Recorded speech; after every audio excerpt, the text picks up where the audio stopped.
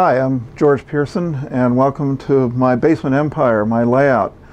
It is an HO scale model of a little railroad in central Pennsylvania called the Tuscarora Valley. And I'll tell you a little bit about the models and the trains as we go around the layout.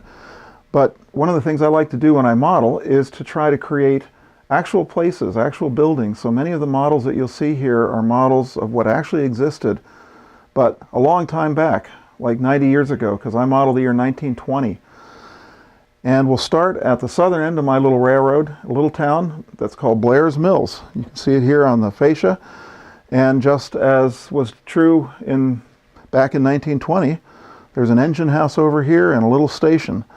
And I'll show you some of what I modeled by bringing out an engine in just a moment, and we'll pull a train north on the railroad. So here we go. You'll see that the engine house over here has 2 stalls, and I'm going to bring out that first locomotive right now.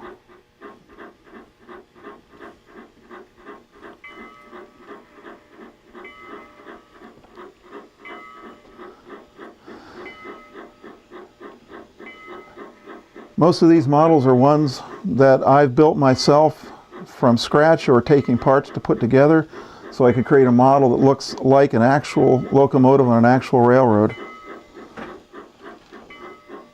And through the wonder of digital control of the railroad, you can hear some of the sounds in the background. The only thing we can't do is make digital smoke.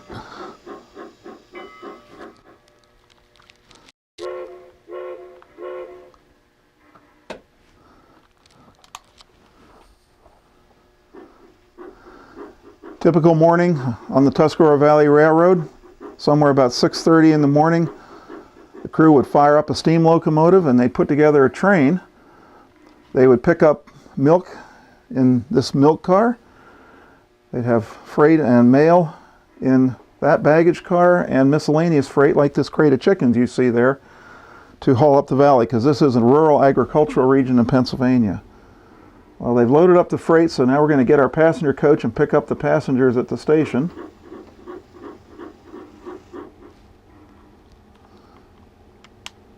Now that we made our coupling, 2 toots on the whistle means they're ready to leave, so here we go.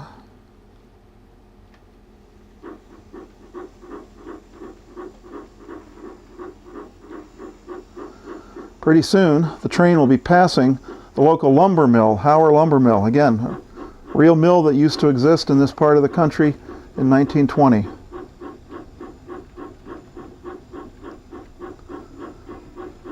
And we have our first passenger stop coming up, the little passenger shelter for the mill workers.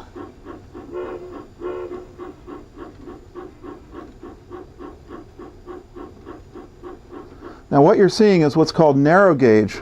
Most of us know trains in which the rails are 4 feet 8.5 inches apart, but those weren't the only widths that were ever used. And in many parts of the country, including Pennsylvania, there were small railroads like this one where it was only 3 feet between the rails.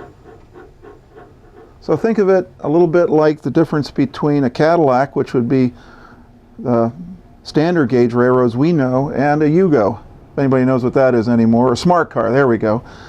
A little smaller version of the same thing. Train number 1 has stopped at Howard Lumber, and he's getting ready to go again. His next stop will be the town of East Waterford, which again was a town that really existed on the railroad. When we get there, you'll notice that some of the buildings haven't been finished yet, and we'll talk a little more about modeling a town scene once we get up to East Waterford. So here we go.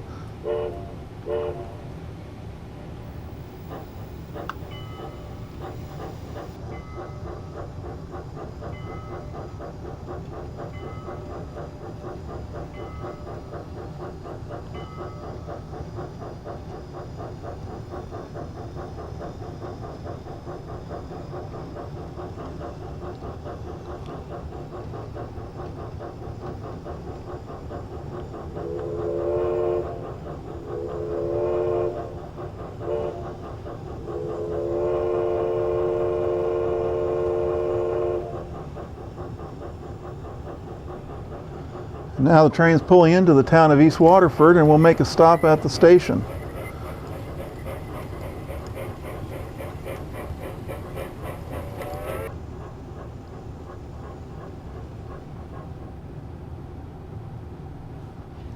now? So, well, our train has now stopped at the little town of East Waterford. And let me tell you a little bit about the scene that you're seeing here. First of all, you might wonder about these sort of cardboard buildings. When I model, I do sections of the layout one at a time. And once again, trying to imitate actual buildings, or at least buildings that look right for the area I'm modeling, which is central Pennsylvania in 1920. So here you'll see some buildings completed and others in this sort of cardboard mock-up form, which I use partly so I can get a feel for what looks right in the scene. Because although I like to model actual scenes, and we'll see some coming up shortly, I also want something that for a person running the trains like me is visually pleasing and enables me to reach into the scene and get the trains if I need to. So for now, I want these cardboard buildings to sit here to show what's coming and to see if I like the way it looks. And at this point, my next building project will probably be this stone and wood farmhouse, very common in Pennsylvania, and a farmhouse across from it. You'll notice as well that there's an operating turntable here where we can turn the locomotives if we need to. This little station was built by a friend of mine who also who models the same railroad, and that building still exists today in 2013, one of the very few buildings from this little railroad that has survived. Also, if you look a little further over to the right here, you'll see a pretty typical grist mill for grinding grain that most small communities had. And this one, to show you how I try to model actual scenes, is based on an actual mill in the actual town of East Waterford, Pennsylvania. This is a photo taken probably about 1900 of that mill with people unloading grain. And there you can see the actual model that I put together, including the sway back on the roof. Because today this mill no longer stands, it's simply a ruin. But I've had measurements of the foundations, and this is a pretty accurate model of what it once looked like. But now it's time for our train to be headed to the next station stop. And that is the town of Spruce Hill. So here we go. Okay, we've made our station stop at East Waterford, and we're moving out to the next station just down the line called Spruce Hill.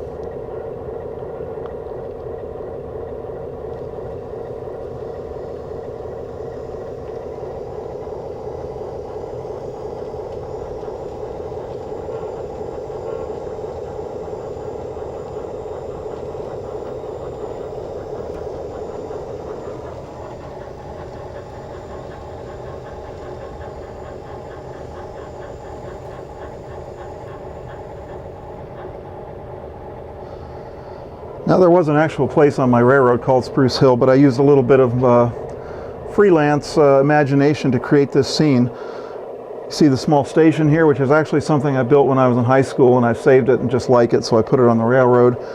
And we've created an imaginary connection to another little railroad, because part of the reason that I model down here is not just to create scenes like this, but to create an opportunity to do something that in the hobby we call operation, where we actually get a group of fellas and we simulate the way actual trains operated and sometimes how actual trains connected. So in a few minutes, we'll pull a train out that comes out of a tunnel over here from another little narrow gauge railroad the next county over called the Newport and Sherman's Valley.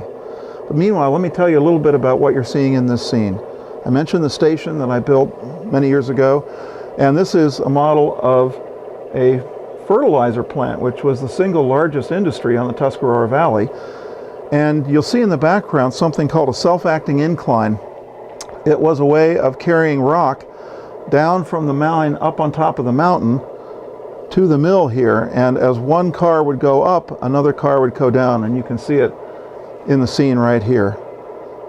Now, this scene isn't completely finished yet, but you can see how I often do the modeling with the trees and the grass, and in this case, a former mine opening that's no longer being used and the mine further up the hill. But now we've made our station stop, so it's time to head on out. But before we do that, we'll see the train from the Newport and Sherman's Valley come out of the tunnel and make a connection with our little Tuscarora Valley train. And let's imagine that the Newport and Sherman's Valley train is just arriving at the station, so here it comes.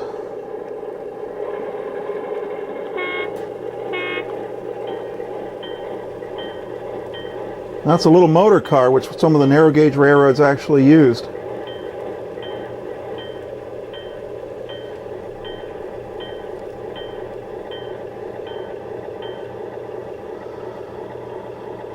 Now it's time for the Tuscarora Valley train, now that they've made their connection, to head on down the line.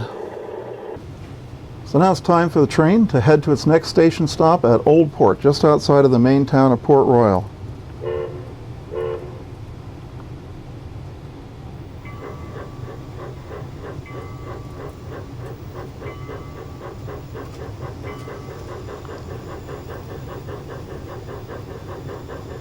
You'll see that the train is approaching a trestle over Tuscarora Creek, one of the more prominent landmarks on the railroad, and even to this day, those bridge abutments can still be seen.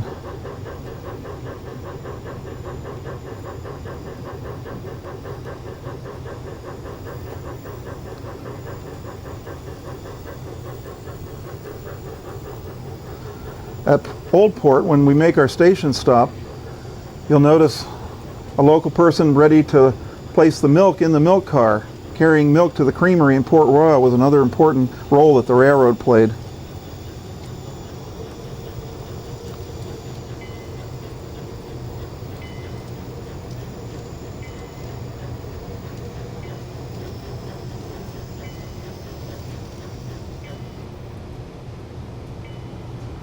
In this scene as well, you'll notice the little station, and when I say little, I'm not kidding. Tuscarora Valley had kept things really simple, and it would be difficult to tell the difference between that station and an agricultural shed or a chicken coop, but that's what the railroad used. Now the little stone house that you might see just to the right of the station is very typical of central Pennsylvania, built probably well before the Civil War. Tuscarora Valley train number 1 is leaving Old Port and heading for Port Royal.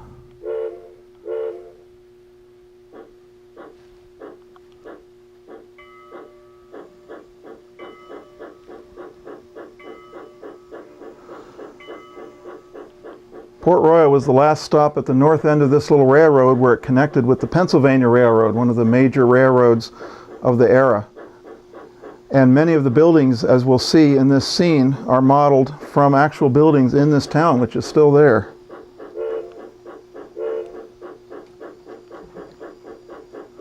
The train slowly runs down sort of through an alley almost between the buildings, and then we'll back into town to its stop at the passenger station.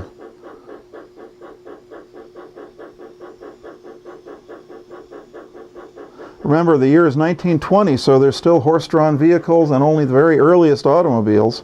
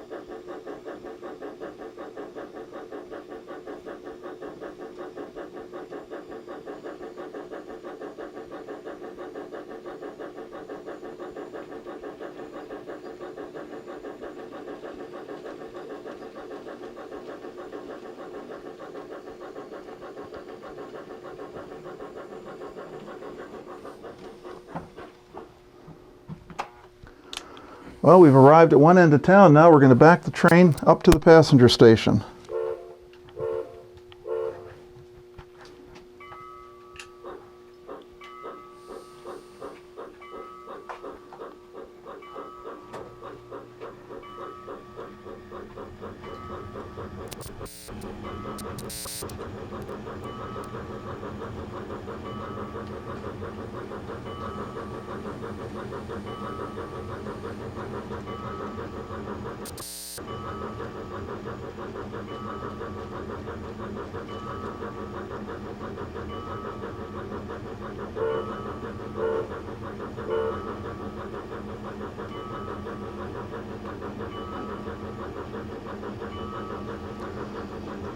As the train approaches the passenger station, it passes the house that served as the headquarters building for the railroad. And the large number of tracks here in the foreground are for the Pennsylvania Railroad's 4-track main line between New York, Philadelphia, and Pittsburgh.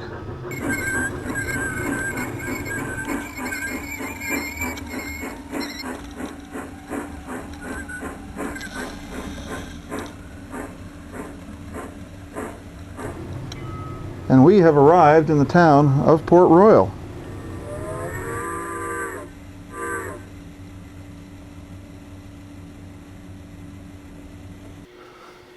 This town of Port Royal is the largest town on the railroad. It's a town of about 800 people then, about 800 people now. And you've seen that our little narrow gauge passenger train has arrived, but it's arrived behind the Pennsylvania Railroad station. And the Pennsylvania Railroad had 4 tracks running here. And as you'll see, they had a lot of traffic on here, including a local passenger train that looked like this.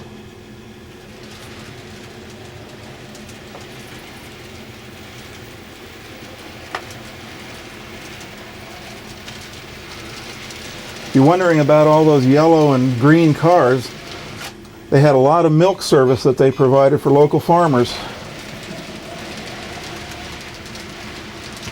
But they also hauled passengers, in this case, toward Harrisburg.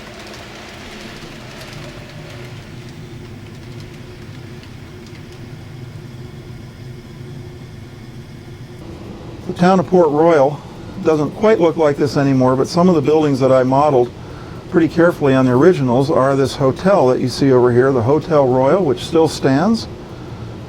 And in fact, that's one of the only things in this scene that's still standing. But right now, we're bringing another locomotive down to tie into that passenger train and take it back into the yard. And here comes that locomotive right now.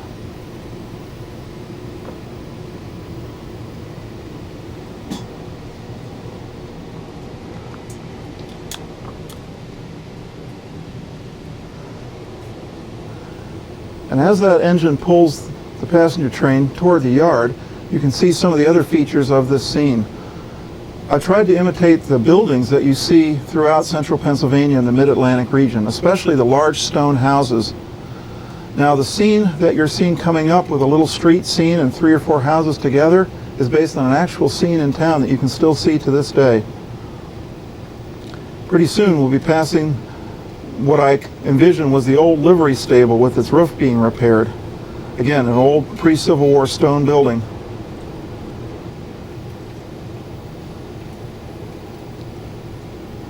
You'll notice that I tried to model the back scene here with the mountain ridges typical of central Pennsylvania in the background.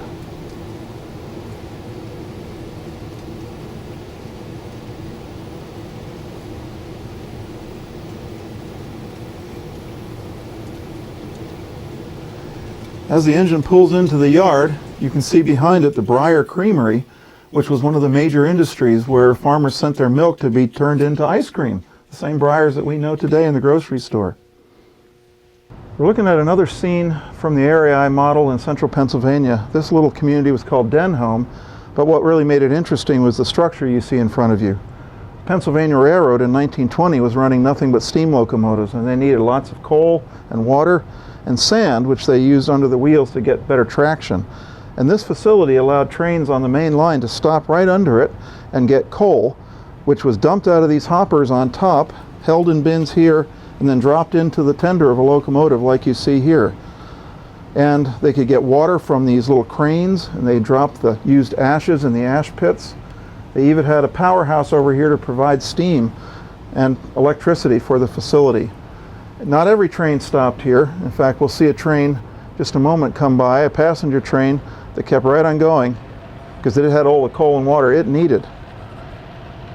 Denholm lasted up till about 1958 when the Pennsylvania Railroad stopped running steam locomotives. That did most railroads by that era. What you see here is a model with 6 tracks under it. The original building had 12 tracks, but I just didn't quite have room for that.